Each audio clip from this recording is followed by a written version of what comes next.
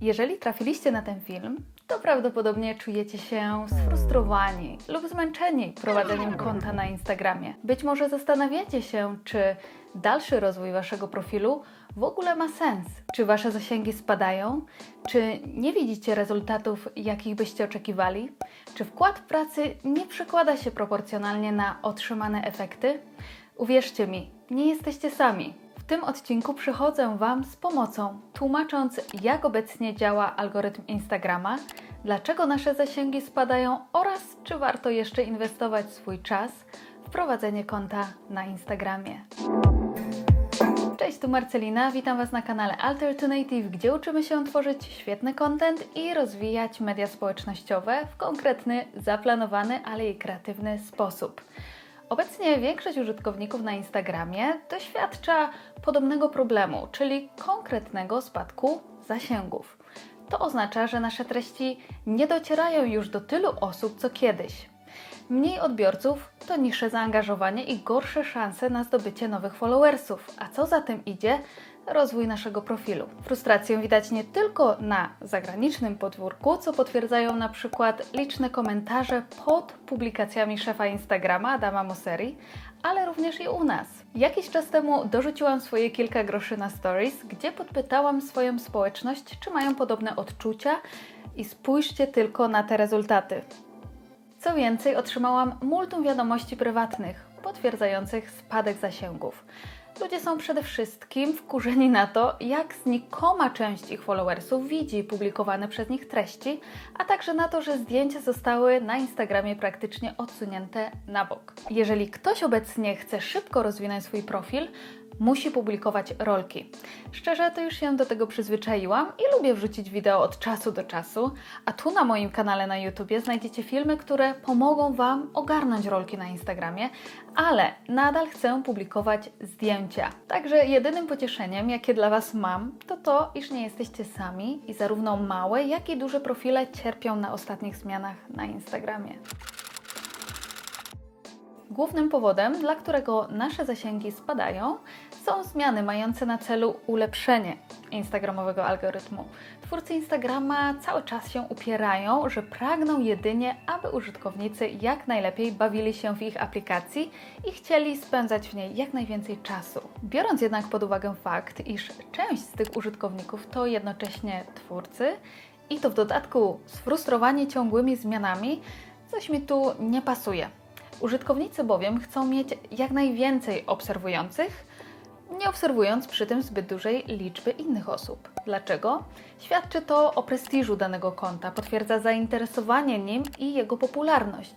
No ale jeśli większość ludzi spędza najwięcej czasu na Instagramie na produkowaniu treści, a nie konsumowaniu, to wychodzi nam przepis na obecny algorytm Instagrama, czyli taki niesprzyjający twórcom, któremu za moment spróbujemy się przyjrzeć z bliska. Istnieją jeszcze inne spekulacje na temat spadających zasięgów, na przykład większa konkurencja na platformie spowodowana rosnącą liczbą użytkowników, chociaż moim zdaniem to tylko szansa na dotarcie do nowych obserwujących, więc się z nią nie do końca zgodzę. Algorytm przede wszystkim stara się rozłożyć nasze publikowane treści, obojętnie czy chodzi o zdjęcia, filmy, opisy czy stories, na czynniki pierwsze, aby zrozumieć, co się w nich znajduje i móc pokazać je potencjalnie zainteresowanym nimi odbiorcom. Każdy element jest zatem analizowany. Algorytm próbuje rozgryźć, co zostało przedstawione na naszym zdjęciu, jakie słowa kluczowe są zawarte w opisie, w hashtagach i jak się to ma do całości naszego profilu. Czy można to jakoś razem powiązać, wrzucić do jednego wora? Jeżeli prowadzę profil kulinarny, mam w bio słowa kluczowe związane z gotowaniem i właśnie opublikowałam rolkę pokazującą, jak upiec placek, to algorytm dobrze wie, komu powinien tę rolkę pokazać. A więc znacząco zwiększam swoją szansę na trafienie do dużej grupy odbiorców. No to dlaczego zatem nadal mam słabe wyniki, a rolka trafia do 10% moich followersów? Problemem może być retencja, czyli czas, jaki użytkownik poświęca na konsumowanie naszego kontentu. Mówiąc prościej, ile sekund z naszej rolki ktoś obejrzał, zanim przewinął ją dalej. Jeśli ten czas jest zbyt krótki, algorytm nie będzie pokazywał naszych treści innym użytkownikom. Co możemy z tym zrobić? Na początek ułatwić algorytmowi rozpoznanie i zanalizowanie naszych treści poprzez konsekwentne dobieranie odpowiednich słów kluczowych, np. w hashtagach i w opisach. Dalej tworzyć treści, które zainteresują naszych odbiorców i zachęcą do przeczytania opisów, zostawienia komentarza czy obejrzenia całej rolki, nawet kilkakrotnie.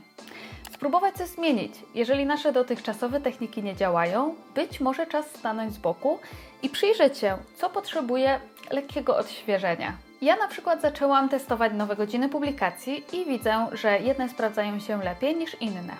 Ostatnio działają dla mnie poranne godziny między 9 a 11 lub wieczorem koło 19, a nie jak wcześniej koło 16. Skupić się na oryginalnych treściach, a to wiąże się z nowym update'em na Instagramie, który zakłada, że repostowanie, czyli publikowanie cudzych treści na naszym profilu, będzie się wiązało ze znacznie gorszymi wynikami niż gdyby to były nasze własne treści. Osobiście znam może 2-3 konta, które faktycznie mogą na tym ucierpieć, ale warto o tym wspomnieć, jeśli kiedyś myśleliście o stworzeniu tak zwanego konta tematycznego. Więcej na temat algorytmu znajdziecie w jednym z moich poprzednich odcinków, do którego link zostawiam Wam u góry oraz w opisie poniżej. Zwróćcie szczególną uwagę na to, co należy robić przed i po opublikowaniu przez nas treści, ponieważ dla mnie nadal to najlepiej działa, jeśli chodzi o budowanie większych zasięgów. Na koniec zostawiłam najważniejsze pytanie, na które nie ma jednoznacznej odpowiedzi. Czy warto jeszcze rozwijać konto na Instagramie? Moim zdaniem istnieją 3 scenariusze, które mogą Wam pomóc w podjęciu decyzji. Rozwijajcie się dalej, jeśli budujecie markę osobistą i chcecie zostać ekspertami w danej dziedzinie. Zależy Wam na społeczności, lubicie kontakt z ludźmi i chcecie przede wszystkim zaznaczyć swoją obecność oraz poznać ludzi z branży. Wtedy idźcie na całość i poświęćcie naprawdę sporo czasu na rozwój swojego Instagrama. Jeżeli natomiast macie swój biznes, zależy Wam, aby można było Was łatwo znaleźć w sieci, to również zadbajcie o swój Instagram, ale jeśli nie macie czasu, to w zdecydowanie mniejszym stopniu. Niech Wasz profil będzie traktowany jak wizytówka. Warto jako biznes pojawić się na wielu platformach w mediach społecznościowych, w tym na Instagramie, który jest bardzo popularny. Jednak pamiętajcie, że szukanie klientów w tej aplikacji jest bardzo trudne. Pokażcie więc, że jesteście i co robicie, odpowiadajcie na pytania i organizujcie konkursy oraz promocje. To powinno pomóc powoli, lecz stabilnie się rozwijać, bez nadmiernego obciążania Waszego grafiku. Jeśli macie coś ciekawego do przekazania, dzielicie się rozrywką, inspiracją lub wiedzą, lubicie kontakt z osobami o podobnych zainteresowaniach, chcecie pokazywać kulisy swojej pracy czy swojego hobby, to też zostańcie na Instagramie. Nie dołujcie się statystykami, po prostu zignorujcie je, aby Wasze doświadczenia na tej platformie były jak najbardziej przyjemne. Niektórzy polecają schowanie liczby lajków pod zdjęciami, co ja ostatnio zrobiłam. Możecie również wyłączyć opcję komentowania i przede wszystkim skupić się na tym, co robicie i na tych kontach, które najchętniej obserwujecie. Sama miałam już moment zwątpienia. Wynikał on z tego, że jestem przyzwyczajona do innych rezultatów. Nie oszukujmy się. Kiedyś na Instagramie było łatwiej się wybić i szukając szybkiego przepisu na sukces w mediach społecznościowych, zapewne poleciłabym Wam się przenieść na TikToka. Ostatnio z ciekawości opublikowałam tam nawet kilka rzeczy. Mimo to Instagram dla mnie to nadal platforma najbliższa mojemu sercu i nie zamierzam z niej rezygnować. Tylko tam mogę publikować zdjęcia, karuzele i nawiązywać najlepsze relacje z Wami. To tam najczęściej można mnie spotkać, nie dlatego, że muszę, ale dlatego, że chcę.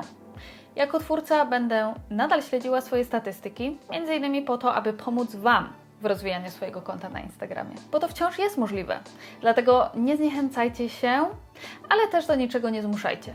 Instagram ma przynosić Wam radość, a nie Was dołować. Jestem bardzo ciekawa Waszych doświadczeń oraz przemyśleń dotyczących ostatnich zmian na Instagramie. Dajcie mi proszę znać w komentarzach poniżej. Dziękuję Wam serdecznie za uwagę. Jeżeli spodobał Wam się ten odcinek, zostawcie proszę łapkę w górze i zasubskrybujcie mój kanał po więcej tego typu treści. Do zobaczenia za tydzień. Cześć!